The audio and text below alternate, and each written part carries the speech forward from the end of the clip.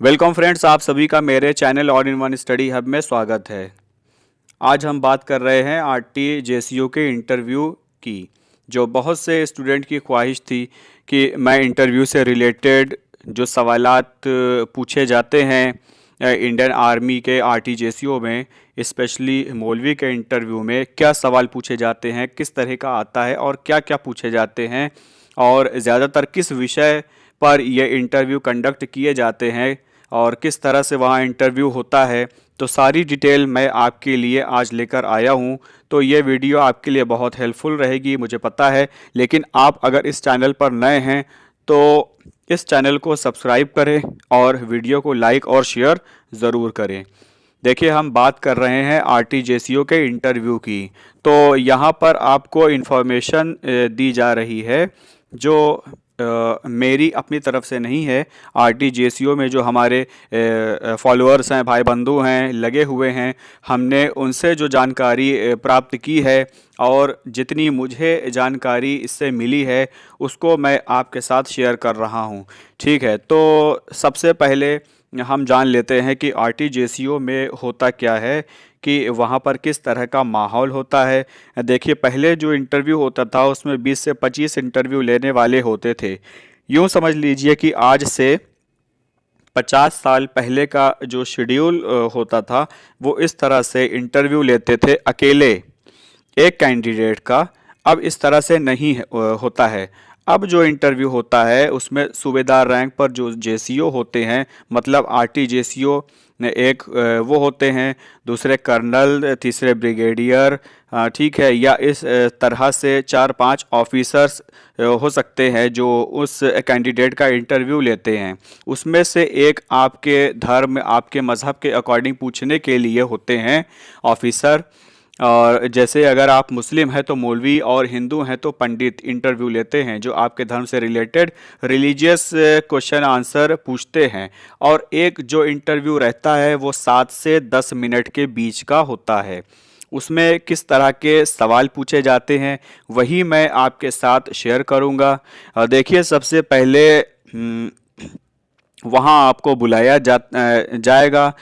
जो हमारा मज़हब है, हमारा धर्म है, उसके मुताबिक हमारा वेशभूषा, पहनावा ओढ़ावा होना चाहिए। हमारा जो इम्प्रेशन है उसे देखकर ये नहीं लगना चाहिए कि फ़र्स्ट इम्प्रेशन कैसा है, किस तरह से आप अपने आप को शो करते हैं वहाँ पर, कि वहाँ पर दिखना कैसा दिखना चाहते हैं। अगर हम पंडित हैं तो उसी तरह की वेशभूषा हो, तिलक लगा हो। अगर हम मुस्लिम हैं तो उसी तरह का पहनावा ओढ़ावा हो। और जिस भी धर्म के हम हैं उस तरह से हमारा पहनावा होना चाहिए। ओके। और इस बात का ख़ास ध्यान देना है कि आपको नर्वस तो बिल्कुल नहीं होना है, वो घबराना बिल्कुल भी नहीं है वहाँ पर। इससे प्रिपरेशन पर काफ़ी असर पड़ता है। मेंटली प्रिपेयर करना है अपने आप को बिल्कुल। सबसे पहले वहाँ इंट्रोडक्शन होता है। अब बात आती है कि जितने वहाँ पर ऑफिसर्स बैठे हैं उनकी मेंटालिटी भी अलग अलग है।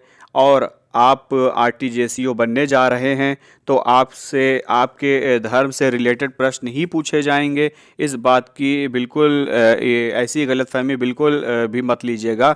आप बिल्कुल ना सोचिएगा ऐसा, क्योंकि आप ऑफिसर बनने जा रहे हैं तो वहाँ पर आपसे जनरल नॉलेज से रिलेटेड कुछ भी पूछा जा सकता है। सबसे बड़ी बात है कि करंट अफेयर्स के ऊपर ज़्यादा फोकस करें। आपसे इस तरह का प्रश्न आपसे क्वेश्चन पूछा जा सकता है कि मान लीजिए जैसे ये सीएए का कानून लागू हुआ, सीएए एनआरसी, जो कि बहुत इस साल करंट अफेयर्स में बहुत चर्चा में था। तो क्या ये सही है, उस पर आपकी राय मांगी जा सकती है। अगर आप प्रदेशी हैं, बाहर के हैं, तो आपकी क्या थॉट रहेंगे इस पर, इसके बारे में, इस कानून के ऊपर, ठीक है, एनआरसी के बारे में आपसे पूछा जा सकता है। आपसे ये पूछा जा सकता है कि राम मंदिर क्या बनना चाहिए, ठीक है, सही क्या है, बनना चाहिए था, नहीं बनना चाहिए था, इस पर सुप्रीम कोर्ट ने फैसला सुनाया था, क्या ये सही है। ठीक है, तो इस तरह से आपके सवाल पूछे जा सकते हैं। इसी तरह का करंट अफेयर्स का मैं कुछ सवाल आपके सामने जो हूँ वो बताना चाहता हूँ। 22 से 23 सवाल है जो कि मोस्ट इम्पॉर्टेंट हैं और करंट अफेयर्स के हैं, जो पूछे जा सकते हैं। वो इस तरह के हैं कि जैसे कोरोना को आप देखिए, कोरोना से लेकर राम मंदिर, फिर 3 तलाक, फिर CAA का कानून। तो ऐसे बहुत से जो है करंट अफेयर्स के मेन जो हो क्वेश्चन है उसको मैंने हाईलाइट आपके सामने करने का जो है प्रयास किया है। वो इस तरह से है, जैसे पहला क्वेश्चन है कि कोरोना वायरल चीन के किस शहर से फैला? भारत में कोरोना का पहला केस कब आया? भारत में वास्तव में कितने राज्य हैं? पहले 29 थे, अब 28 हैं। जम्मू कश्मीर को हटा दिया गया है। सभी राज्यों के मुख्यमंत्रियों के नाम बताएं। सभी राज्यों की राजधानी। कोविड-19 को किसने महामारी घोषित किया? कोरोना से क्या क्या नुकसान हुआ? कोरोना वायरस क्या है? पहली बार कोरोना वायरस की पहचान कब हुई? तो इस तरह का आपसे प्रश्न पूछा जा सकता है जो कि करंट अफेयर्स के हैं। राम मंदिर के बारे में भी आपसे पूछा जाएगा। राम मंदिर का फैसला कब आया था और राम मंदिर का भूमि पूजन कब हुआ और CAA कानून कब लागू हुआ? क्या ये सही है? उस पर आपका विचार होना चाहिए। आपके राज्य की स्थापना कब हुई? जिस राज्य के आप हैं उसके बारे में भी मालूमात काफ़ी होनी चाहिए। बिल्कुल, जैसे वहाँ जिस राज्य में हैं आप उसमें उसके मुख्यमंत्री कौन हैं, गृह मंत्री, शिक्षा मंत्री, ये सब आपको पता होना चाहिए। भारत का पहला CDS मतलब चीफ ऑफ डिफेंस स्टाफ कौन है और कब बना? ठीक है, तो इस तरह से कई और सवाल हैं जो मैं आपके सामने बता रहा हूँ। जैसे सभी केंद्र शासित प्रदेशों के नाम जो कि 9 हैं, मुख्यमंत्री, राजधानी। ठीक है, 3 तलाक का कानून कब पास हुआ और 370 जो आर्टिकल्स था, 370 आर्टिकल्स जम्मू कश्मीर से कब हटी, उसमें आपकी राय मांगी जा सकती है। और कोरोना के बारे में आपका विचार, बाबरी मस्जिद के बारे में आपका विचार। देखिए, जो मेन टॉपिक है इस साल के करंट अफेयर्स के वो मैं आपके सामने बता रहा हूँ। सभी धर्मों के गुरुओं के बारे में आपकी सोच, क्योंकि आप धर्म गुरु बनने जा रहे हैं तो उसके बारे में भी सारे धर्म गुरुओं के बारे में भी पता होना चाहिए। उनके उनके बारे में आपकी राय किस तरह है, क्या आप सोचते हैं, आपका विचार कैसा है, वो देखेंगे आपको इस तरह से। तो NRC और CAB कैब का क्या मतलब है, NRC और कैब का क्या मतलब है। ठीक है, भारत और चीन के युद्ध के बारे में आपकी राय मांगी जाएगी। और जो राम मंदिर का फैसला था उस पर सुप्रीम कोर्ट का फैसला सही है गलत है, उस पर आपकी राय मांगी जाएगी कि आपका क्या विचार है, आप अपनी राय बताइए। तो आपने वहाँ पर इस तरह का थॉट नहीं रहना चाहिए कि इस तरह का इंसान वहाँ पर बैठा हुआ है। ये ना हो कि आप कहीं बाहर की बात ना कर दें। जैसे कि आप POK से संबंधित कर्नल बैठे होंगे, वो आपसे इस तरह के क्वेश्चन पूछ सकते हैं कि आप डगमगा सकते हैं। आपसे वो पूछ सकते हैं कि जैसे मान लीजिए कि आप मंदिर में हैं, RTGSU हैं, तो आपको प्रसाद के रूप में मांस दे दिया जाए तो आप क्या करेंगे? तो आपका जो जवाब है इस तरह से होना चाहिए कि ये ना हो कि आप विरोध करने लग जाएं कि मैं नहीं खाता ऐसा वैसा। ठीक है, आपका आंसर ऐसा होना चाहिए कि सुनने वाले को लगे कि ये एक इंटेलिजेंट पर्सन है और इसका जो आंसर है वो उनको बहुत अच्छा लगना चाहिए। ठीक है, फिर वो आपसे इस तरह के सवाल पूछ सकते हैं कि RTGSU से अलग हटके हैं, हमारे धर्म से हटके हैं, जो आपको ऐसा लगे कि ये मेरे बस का काम नहीं है।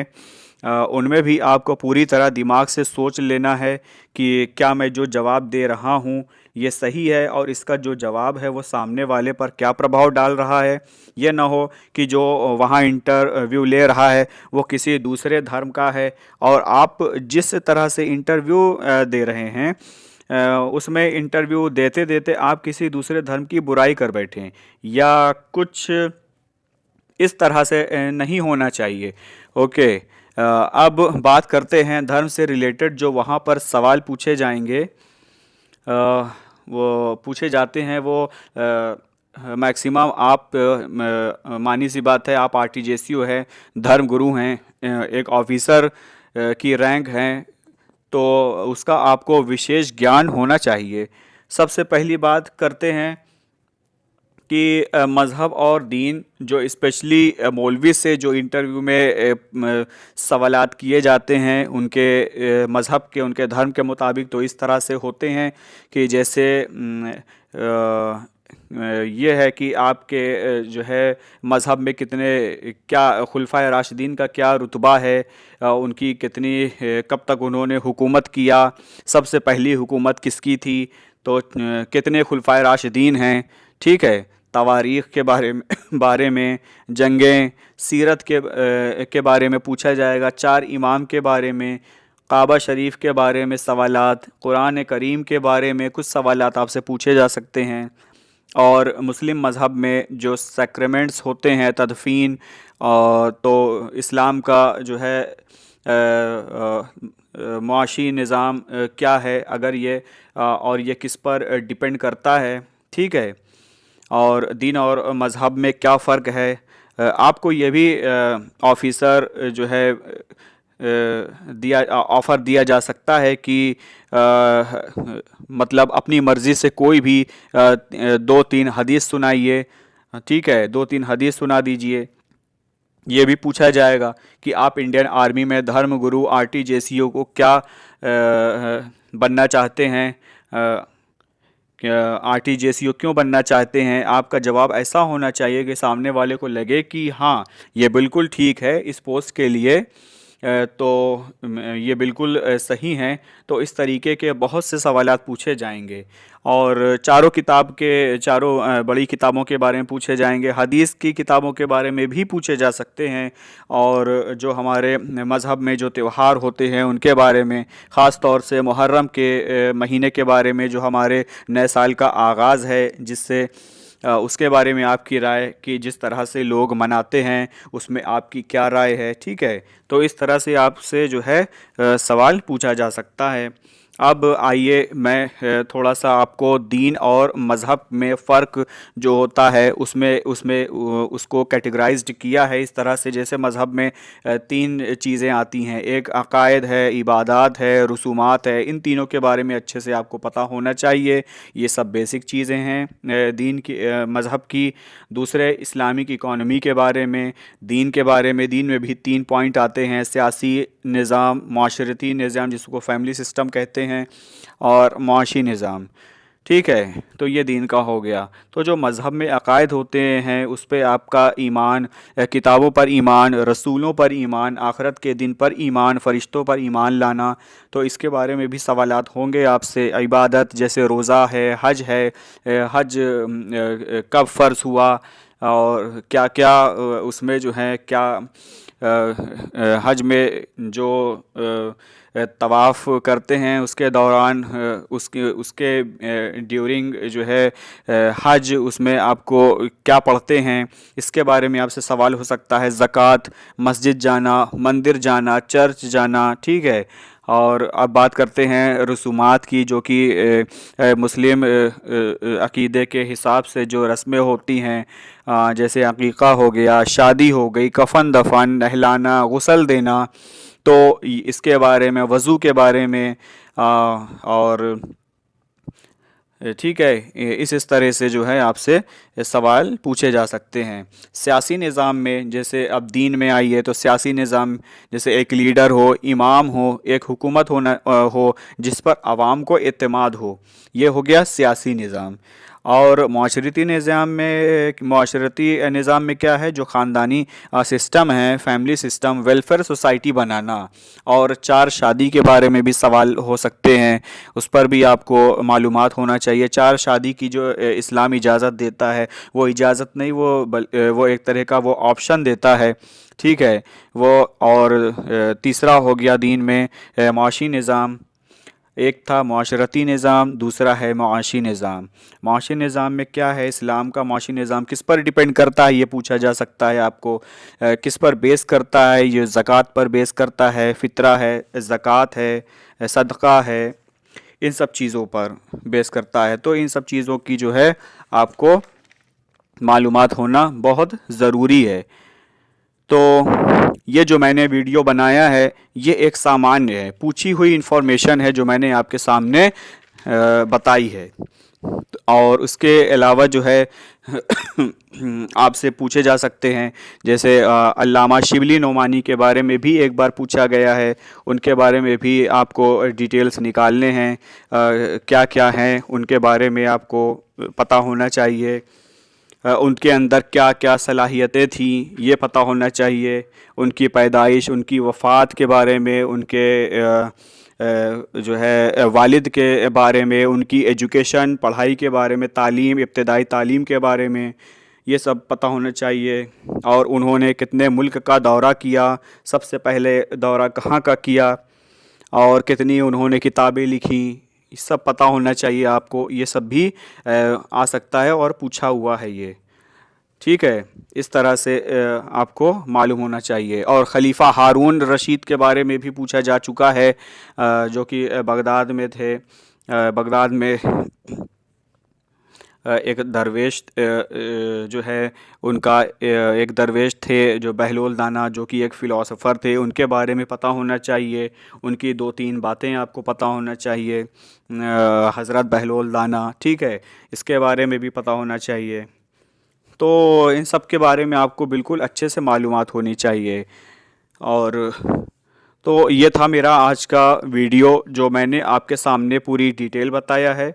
अगर आपको और भी इससे रिलेटेड कुछ मालूमात हासिल करना हो तो आप मुझे कमेंट करके ज़रूर बताइएगा। तो उम्मीद करता हूँ कि ये वीडियो आपको अच्छा लगा होगा, तो लाइक, शेयर और सब्सक्राइब करना ना भूलिएगा। और जितने भी पीडीएफ हैं सारे के सारे आपको बता दूंगा, क्वेश्चन पेपर आपको अवेलेबल हो जाएंगे। पीडीएफ का मैं क्वेश्चन लिखकर अपलोड करता हूं यूट्यूब पर। बहुत कम मैं पीडीएफ पर वीडियो अपलोड करता हूं। पीडीएफ का क्वेश्चन बनाने में काफ़ी वक्त लगता है, टाइम लगता है, तो मैं अपलोड कर दूंगा। बहुत बहुत शुक्रिया करना चाहिए बाकी उनका भी, उन मराठा भाइयों का जिन्होंने इस आरटीजेसीओ के पद को अभी तक बनाए रखा है, कायम किया है। क्योंकि आरटीजेसीओ का पद इंडियन आर्मी से हटने वाला था। हमारे जो बटालियन हैं उन्होंने बड़ा इसका विरोध किया कि आरटीजेसीओ के जो धर्म गुरु हैं जब तक वो तिलक न करें, हम बिना धर्म गुरु के भारतीय सेना कैसे हैं। तो उनका भी धन्यवाद, उनका भी शुक्रिया अदा करना चाहिए हमारे लिए, जिन्होंने इतना कुछ किया। और हमारे जो कैंडिडेट आरटीजेसीओ की तैयारी कर रहे हैं उनको भी बहुत बहुत बेस्ट ऑफ लक। एग्ज़ाम में वो सफल हों, धर्मगुरु बने। और आप सभी को हमारे साथ इस वीडियो में लास्ट तक बने रहने का बहुत बहुत शुक्रिया। Thank you.